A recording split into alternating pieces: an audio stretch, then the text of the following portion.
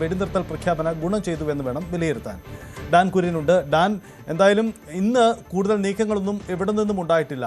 സതീശനുണ്ട്, അദ്ദേഹം മാധ്യമങ്ങളോട് പ്രതികരിച്ചിട്ടില്ല. രമേശ് ചെന്നിത്തല ഡൽഹിയിൽ തുടരുകയാണ്. എന്താണ് കേരളത്തിൻ്റെ പൊതുവായ ഒരു സ്ഥിതി? എല്ലാവരും ഡൽഹി തീരുമാനത്തിന് കാത്തിരിക്കുകയാണോ? ഹൈക്കമാൻഡിന്റെ ഭാഗത്തു നിന്നുണ്ടായ കർശനമായ ഇടപെടൽ, അപ്രതീക്ഷിതമായ രൂക്ഷ വിമർശനം, അതിൽ ഞെട്ടിയിരിക്കുകയാണ് നേതാക്കൾ എന്ന് വേണം പറയാൻ.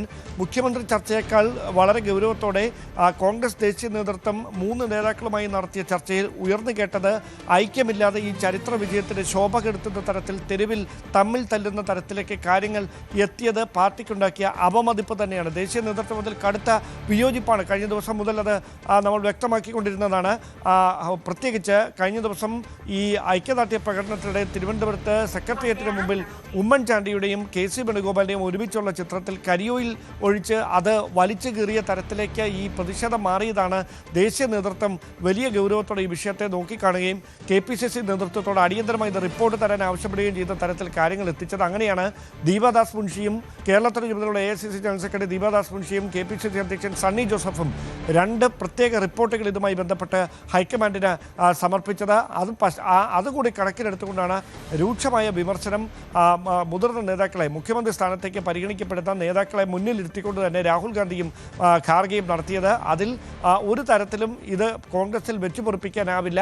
ഇനി ഇത്തരം നീക്കങ്ങളുണ്ടായാൽ അത് അയോഗ്യതയായി കണക്കാക്കും എന്ന മുന്നറിയിപ്പിലേക്ക് വരെ നേതാക്കൾ ഈ സംസ്ഥാനത്തെ മുതിർന്ന നേതാക്കളോട് സംസാരിച്ചപ്പോൾ അത്തരത്തിലേക്ക് പരിധി വിട്ട് ഈ വിമർശനം നീണ്ടുവെന്നുള്ള വിവരങ്ങളാണ് വരുന്നത്. അതുകൊണ്ടാണ് 3 നേതാക്കളും ഒരുമിച്ച് മാധ്യമങ്ങൾക്ക് മുമ്പിൽ അത്തരത്തിൽ തമ്മിലടിക്കരുത്, ഫ്ലെക്സ് ബോർഡുകളടക്കം എല്ലാ ഭാഗങ്ങളിലും, സംസ്ഥാനത്തെ എല്ലാ ഭാഗങ്ങളിലും എടുത്തു മാറ്റണമെന്ന നിർദ്ദേശം നൽകുന്ന സാഹചര്യമുണ്ടായത്. അതായത് ആ നിർദ്ദേശം മാധ്യമങ്ങളിലൂടെ ഇവർ നൽകിയതിന് പിന്നാലെ ഗ്രൂപ്പ് നേതാക്കൾക്കും താഴെത്തട്ടിലുള്ള പ്രവർത്തകർക്കും കൃത്യമായ നിർദ്ദേശം നൽകി മിനിറ്റുകൾക്കകം KPCC ആസ്ഥാനം മുതൽ കാസർഗോഡ് വഴിയുള്ള എല്ലാ ജില്ലകളിലെയും പ്രധാനപ്പെട്ട സ്ഥലങ്ങളിൽ സ്ഥാപിച്ചിരുന്ന നേതാക്കൾക്ക് ഐക്യദാർഢ്യം പ്രഖ്യാപിച്ചുകൊണ്ട് ആക്രോശിച്ചുകൊണ്ടൊക്കെ പരസ്പരം ചേരിതിരിഞ്ഞ് സ്ഥാപിച്ച ഫ്ലെക്സ് ബോർഡുകൾ 80% എടുത്തു മാറ്റുന്ന ഒരു സാഹചര്യമാണ് ഉണ്ടായത്. അതിൽ നിന്ന് തന്നെ വ്യക്തമാണ് ഇത് മുതിർന്ന നേതാക്കളെ അറിവോടെ തന്നെയാണ് ഈ ഫ്ലെക്സ് ബോർഡുകൾ സ്ഥാപിക്കുന്ന തരത്തിലേക്ക് സംഘടിതമായ ഒരു പ്രചാരണം തെരുവിലേക്ക് നീണ്ടത് എന്ന്. അതിൽ കൃത്യമായ വിയോജിപ്പ് ഹൈക്കമാൻഡ് രേഖപ്പെടുത്തിയിരിക്കുകയാണ്. തീരുമാനം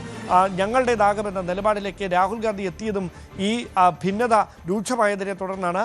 അങ്ങനെയാണ് അന്തിമ തീരുമാനത്തിന് ഈ സോണിയാഗാന്ധിയുടെ പക്കലേക്ക് ഇപ്പോൾ കേരളത്തിലെ മുഖ്യമന്ത്രി പദം സംബന്ധിച്ച് ചർച്ച എത്തിയിരിക്കുന്നത്. അവിടെ നിന്ന് ആർക്ക് അനുകൂലമായൊരു തീരുമാനം ഉണ്ടാക്കുമെന്നതാണ് അറിയാനുള്ളത്.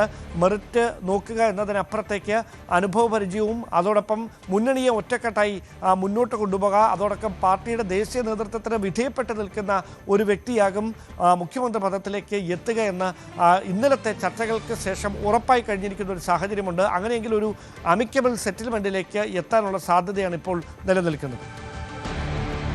എന്തായാലും ആ തീരുമാനം ഇനി ഹൈക്കമാൻഡിൽ നിന്നുണ്ടാവണം. അതുണ്ടാകുമ്പോൾ കേരളത്തിൽ കൂടുതൽ സംഘർഷ നീക്കങ്ങളൊന്നും ഉണ്ടാവാതിരിക്കാനുള്ള ജാഗ്രതയാണ് ഇപ്പോൾ ഉണ്ടായിരിക്കുന്നത്. കൂടുതൽ വാർത്തകൾക്ക് News 18 Keralam YouTube channel subscribe ചെയ്യുക.